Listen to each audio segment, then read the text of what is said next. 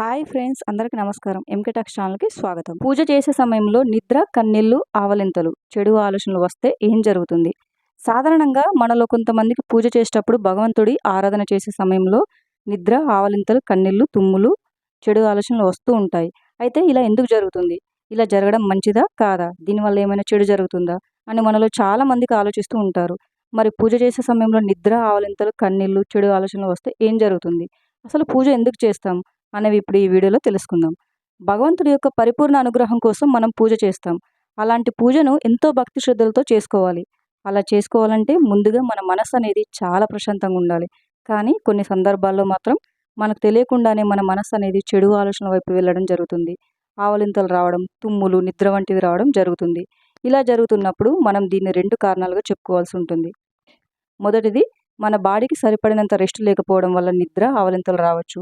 ఒక్కోసారి రాత్రి సమయంలో సరిగ్గా నిద్ర పట్టకపోవడం, లేటుగా నిద్రపోవడం, ఉదయాన్నే త్వరగా నిద్రలేచి పూజ చేసుకోవడం వంటి కారణాల వల్ల ఆవలింతలు, నిద్ర వంటివి వస్తాయి. రెండోదొచ్చేసి, ఇలాంటి కారణాలు కానీ సందర్భాల్లో ఆవలింతలు, తుమ్ములు, నిద్ర, కన్నీళ్లు, చెడు ఆలోచనలు రావడం, ఒక పని చేయబోయి మరొక పని చేయడం, ఏవైనా వస్తువులు చేయి జారి కింద పడిపోవడం, అలాగే తల భారంగా ఉండటం, శరీరం కళ్ళు బరువెక్కినట్లు ఉండటం, ఇలాంటివన్నీ జరుగుతూ ఉంటాయి. ఇలా జరగడానికి గల కారణం ఏంటంటే మన చుట్టూ ఉన్న నెగటివ్ వైబ్రేషన్స్, అంటే చెడు శక్తులు. గాలిలో ఉండే చెడు శక్తులు మనల్ని దేవుడికి పూజ చేయకుండా ఆపుతున్నాయని అర్థం. అంటే మన ఇంట్లో కానీ మన చుట్టూ కానీ నెగటివ్ ఎనర్జీ ఆవహించి ఉందని అర్థం. ఇలాంటి సమయంలో ఏం చేయాలంటే పూజ త్వరగా ముగించుకోవాలి. లేదంటే ఒకసారి లేచి కాళ్ళు, చేతులు, ముఖం, నోరు శుభ్రం చేసుకొని పూజ గదిలోకి వెళ్ళి పూజను మళ్ళీ కంటిన్యూ చేయాలి. ఇకపోతే కొంతమందికి భగవంతుడిని, ఇష్టదైవాన్ని చూసినప్పుడు మనకు తెలియకుండానే కన్నీళ్ళు వచ్చేస్తుంటాయి.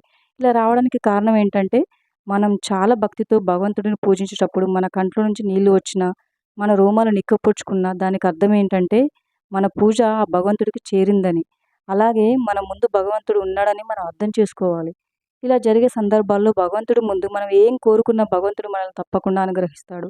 కాబట్టి ఇలా కన్నీళ్ళు వస్తున్నాయని భయపడాల్సిన అవసరం అస్సలు లేదు. ఇలాంటి సమయంలో భగవంతుడికి మీ మనసులోని కోరికలను విన్నవించుకోండి. పూజ చేసేటప్పుడు ఆవలింతలు, నిద్ర, చెడు ఆలోచన, మనస్సు పూజ మీద నిలపలేకపోవడం, ఇవన్నీ కూడా మన చుట్టూ నెగటివిటీని ఆవరించి ఉందని తెలియజేస్తాయి. కాబట్టి మన చుట్టూ ఉన్న ప్రతికూల శక్తిని తరిమి కొట్టాలి. ప్రతికూల శక్తి తరిమి కొట్టే 4 పరిష్కారాలు ఇప్పుడు చూద్దాం. మొదటిది, ఇంటిని సరిగ్గా శుభ్రపరచడం. ఇంటిని తుడిచే నీటిలో అప్పుడప్పుడు పసుపు, రాళ్ళ ఉప్పు వేసి శుభ్రం చేయడం ద్వారా ఇంట్లో ఉన్న ప్రతికూల శక్తులను తప్పక తరిమి కొట్టవచ్చు.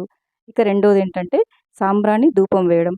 ప్రతినిత్యం ఇంట్లో సాంబ్రాణి ధూపం వేయడం వల్ల ఇంట్లో ప్రతికూల శక్తి తప్పక పోతుంది. అలాగే ఇంట్లో గొడవలు, చికాకులు, కలశాలు, సమస్యలు కూడా తగ్గుతాయి. భక్తి పాటలు వినడం, స్తోత్రాలు చదవడం లేదా భక్తి విశేషాలు చూడటం వంటివి చేస్తూ ఉండటం కూడా చాలా మంచిది. నాలుగోది, ఇంట్లో 2-3 రోజులకు ఒకసారి లేదంటే కనీసం వారంలో ఒక రోజైనా సరే కర్పూరం, లవంగాలను వేసి కాల్చండి, చాలా మంచిది. కాబట్టి పూజ చేసేటప్పుడు ఈ సంకేతాలు కనిపించిన వారు ఈ 4 పరిష్కారాలను ప్రయత్నించండి. ఒకసారి 2 సార్లు చేసేసి మాకు ఫలితం లేదు అని అనుకోకూడదు. ఇలా నిత్యం చేస్తూ ఉండడం వల్ల మీరు మార్పు అనేది తప్పక గమనిస్తారు. కాబట్టి పూర్తి భక్తి, విశ్వాసం, నమ్మకంతో ఈ పరిష్కారాలను ప్రయత్నించండి.